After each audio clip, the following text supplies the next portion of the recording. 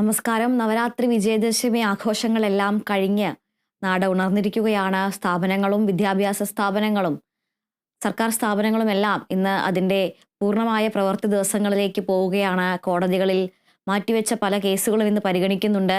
നിരവധി വാർത്തകൾ കാത്തിരിക്കുന്നുണ്ട്. ശബരിമല സ്വർണ്ണപ്പാളി കേസുമായി ബന്ധപ്പെട്ട് ദേവസ്വം ബോർഡ് യോഗം ചേരുകയാണ്. സുപ്രധാനമായ നിർണായകമായ യോഗമാണ് ചേരാൻ പോകുന്നത്. കരൂർ ദുരന്തത്തിൽ TVKയുമായി ബന്ധപ്പെട്ട കേസിൽ ഹർജികൾ ഇന്ന് പരിഗണിക്കുന്നുണ്ട്. ഇതടക്കം നിരവധി വാർത്തകൾ നിറഞ്ഞ സംഭവബഹുലമായൊരു ദിനമാണ് കാത്തിരിക്കുന്നത്. എല്ലാവർക്കും നല്ലൊരു ശുഭദിനം നേർന്നുകൊണ്ട് പുതിയൊരു വാർത്താ ദിനത്തിലേക്ക് പ്രവേശിക്കാം. ആദ്യം നോക്കാം ടോപ്പ് ഹെഡ്ലൈൻസ്.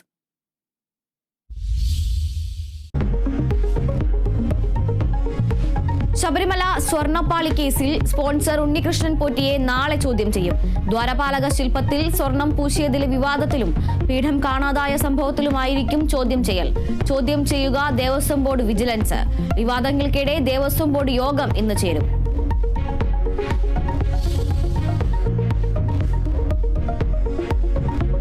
കരൂർ ദുരന്തവുമായി ബന്ധപ്പെട്ട കേസിൽ ഇന്ന് നിർണായക ദിനം. DMK സർക്കാരിന്റെയും നടൻ വിജയുടെയും ഹർജികളെന്ന് ഹൈക്കോടതി പരിഗണിക്കുന്നത് കേസ് CBIക്ക് വിടണമെന്ന TVKയുടെയും വിജയിനെതിരെ കേസെടുക്കണമെന്ന സർക്കാരിന്റെയും ഹർജി.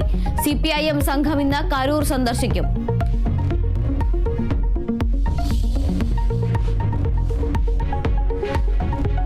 ബീഹാർ തെരഞ്ഞെടുപ്പിൽ നിരീക്ഷകരുടെ യോഗം ഇന്ന് ഡൽഹിയിൽ.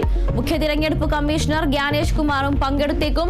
3-അംഗ സംഘം ബീഹാർ സന്ദർശിക്കും. തിരഞ്ഞെടുപ്പ് തീയതി ഉടൻ പ്രഖ്യാപിക്കും.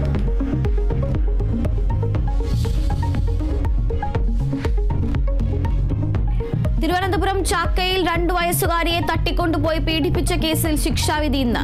ഇടവ സ്വദേശി ഹസൻകുട്ടിയെ കുറ്റക്കാരനെന്ന് വിധിച്ചത് തിരുവനന്തപുരം പോക്സോ കോടതി. സംഭവം നടന്നത് കഴിഞ്ഞ വർഷം ഫെബ്രുവരി 19-ന്.